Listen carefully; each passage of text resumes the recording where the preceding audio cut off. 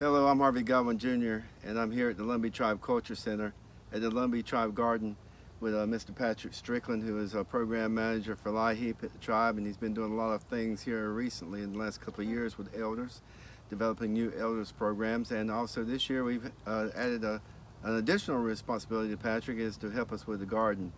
Behind me you'll see a tower that was achieved through a grant with USDA. It's going on 2 years old and survived Hurricane Florence floods that came through this very spot where we're standing. And the garden is going into its fourth season, and without volunteers like Ellery Locklear with Locklear Farms, we wouldn't be doing this, and he's still helping us, and now we're going to do a collaboration with UNC Pembroke. So Patrick, would you tell us what's going to be different this year about our garden? As you know, we want to expand it because of the coronavirus pandemic, but what's different and what are you doing on that? Well, with our partnerships with UNC Pembroke, USDA, Campbell Soup of Maxton, Shakopee Tribe in Minnesota, and with the Community Service Block Grant, we are expanding the community garden from 2 acres and beyond to including the high tunnel. We are also, we've planted the herbs inside that we will incorporate a pollinator garden outside and an herb garden to eventually plant over in the garden. The process will help allow our tribal elders to come out and incorporate food back onto their homes and their tables. We've also partnered with our Boys and Girls Clubs to bring those kids out to learn the farm to table concept. So the long-term goal is to be able to take this back out into our community and make this community effort. So Patrick, some of these, what you're doing here, you had seeds and you're going from seed to plant to the garden. So how did this all come about? Yeah, we partnered with Dr. Brian Sills with the UNCP Biology Department, and him and his students came out on a Saturday and started this process. So as you notice, some of them have come to surface. We have tomatoes, we have black cherries, we have sweet peppers, we have red peppers, and we have cilantro. And hopefully once we get the raised beds planted, these will be transplanted over to the raised beds on the outside of the wind tunnel.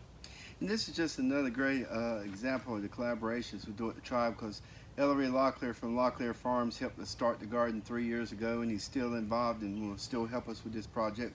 But you brought in UNC Pembroke's Biology Department and botanists to help us take some things to a different level and expanding the garden.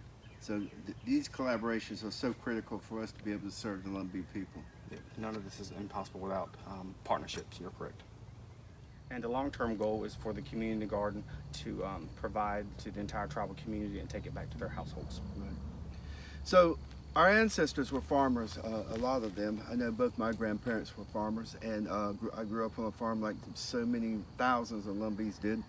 But during this time of pandemics and uncertainty with health issues with this pandemic, you know, this might be the right time for us to get back to the land. You mentioned elders and youth together. We've been talking about this for 4 years. Maybe it was to get ready for this, I don't know. But getting back to the land, plant a garden. If you have a small piece of land, plant a garden. I do a lot of potscape, and that's pretty fun because you just put them in pots and you move them where you want to, and it doesn't have to be that big. You can grow tomatoes in a pot. But get back to the land and grow our own gardens. And our ancestors grew their own meat. They were self-sufficient.